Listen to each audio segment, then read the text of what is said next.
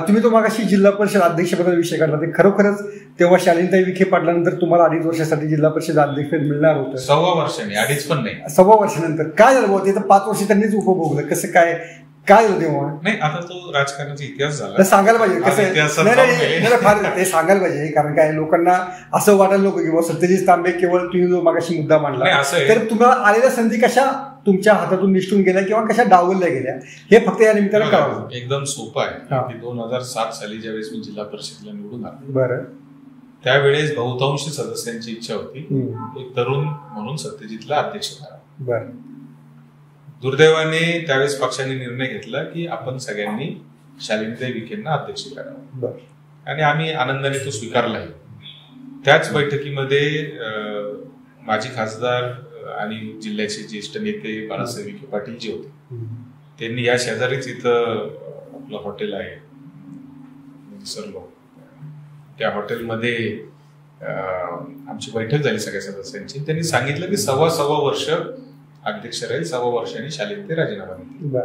त्यांनी राजीनामा दिला नाही, कारण काही असो, मी त्या कारणामुळे जाणार नाही. त्यानंतर 2.5 वर्षांनी पुन्हा एकदा काँग्रेस पक्षाने मला अधिकृत उमेदवारी त्यावेळेस दिली. त्यावेळेसही त्या उभ्या राहिल्या आणि सेना बीजेपीच्या सदस्यांच्या मदतीने त्या निवडून आल्या. तेही मी मान्य केलं. म्हणलं ठीक आहे, शेवटी राजकारणामध्ये संख्याबळाला महत्व असतं, संख्याबळ माझ्या बरोबर नव्हतं म्हणून मी तेही गोष्ट मान्य केली. 2012ला मी परत एकदा जिल्हा परिषद सदस्य म्हणून निवडून आलो. 12ला राष्ट्रवादीचे जास्त सदस्य आले, काँग्रेसचे कमी आले, म्हणून अध्यक्षपद त्यांना मिळालं, उपाध्यक्षपद काँग्रेसकडे आलं. त्यावेळेस 2012ला माणिकराव ठाकरे तत्कालीन प्रदेशाध्यक्ष होते आणि पृथ्वीराज बाबा त्यावेळेस मुख्यमंत्री होते. दोघांनी मला सकाळी 7 वाजता फोन केला, सांगितलं की तू तातडीने राधाकृष्ण विखे पाटील साहेबांना भेटून घे, आपल्याला तुला उपाध्यक्ष करायचं आहे, पण तू एकदा भेट आणि तुमचे काय गैरसमज असतील ते दूर करून टाक. तर मी त्यांच्या दोघांच्या आदेशाने मी विखे पाटील साहेबांना फोन केला. त्यावेळेस सुजय विखे पाटील राजकारणात आलेले पण नव्हते. मग विखे पाटील साहेब, मी आणि मग सुजय पण त्या बैठकीला आले आणि आम्ही तिघही इथं यश ग्रँड हॉटेलला आमची 2 तास बैठक झाली. त्याच्यात आम्ही सगळे मागचे जे काय शिकवे जे काय होते ते आम्ही हे केले. त्यांचा आरोप होता की मी मतदारसंघामध्ये, त्यांच्या शिर्डी विधानसभा मतदारसंघामध्ये माझं खूप लक्ष आहे. आता आमचं गावच, माझं जन्मगाव तिकडे आहे, माझ्या मामाचं गाव तिकडे आहे, 28 गावं आमचे तिथे आहे. 2009लाच डिलिमिटेशन मध्ये ते गाव तिकडे गेले होते. त्यामुळे साहजिक आहे की थोडस तो एक भाग तयार झाला होता.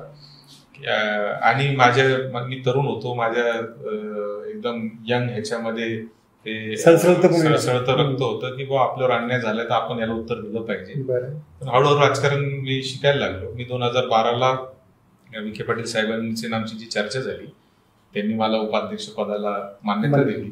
उपाध्यक्षाचा माझा फॉर्म भरला. त्यावेळेस राष्ट्रवादी काँग्रेस पक्षाने काय त्यांच्या डोक्यात धोरण स्वीकारलं मला माहित नाही. माझ्या विरुद्ध माझीच वहिनी मोनिका राजाळेंना उभं केलं आणि आम्ही राष्ट्रवादीला अध्यक्षपद बिनविरोध दिलं. विठ्ठल लंगे अध्यक्ष झाले आणि माझ्या उपाध्यक्षाच्या निवडणुकीला त्यांनी मोनिका ताईंना माझ्या विरुद्ध उभं केलं आणि ते इतकं घरात लागून गेलं. पण मी निवडणुकीतून माघार घेणार होतो, पण पृथ्वीराज बाबांनी मला सांगितलं की माघार घ्यायची नाही, निवडणूक लढायची, जे मतं पडतील ते पडतील, नाही पडतील. आणि त्या निवडणुकीत मला विखे पाटील साहेबांनी प्रामाणिकपणे मदत केली.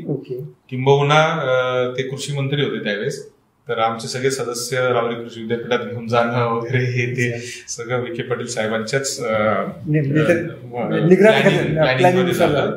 आणि त्यांनी मदतही केली. दुर्दैवाने राष्ट्रवादीने त्यावेळेस मला मदत केली नाही आणि मग ते राहून गेलं.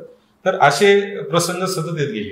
2014 काय धडा मिळाला? काय मिळाला? नाही, आता धडा जो मिळाला तो मी कॅमेरावर नाही सांगतो. कोण होतं त्याच्या मागचं सूत्रधार? हे बघा, राजकारण आहे ना, मी ग्रामीण राजकारणातून येणारा माणूस आहे. मला एका गावातल्या आमच्या एका कार्यकर्ते, तुम्ही ग्रामीण भागाच्या हे तुमच्या बोलीकडे आणि चेहऱ्याकडे पाहून कोणी मान्य नाही करणार नाही, पण माझं जडणघडण जी आहे ती ग्रामीण राजकारणाची आहे. मी एकमेव माणूस असेल मग अशा पद्धतीने महाराष्ट्रातला ज्याला ग्रामीणही माहिती आहे, शहरी राजकारण. बरोबर. आणि शहर म्हणजे फक्त नगर सारखं शहर नाही, तर मुंबई पुण्याच्या शहरातही मी राजकारण करू शकतो आणि छोट्यातल्या छोट्या गावातही करू शकतो.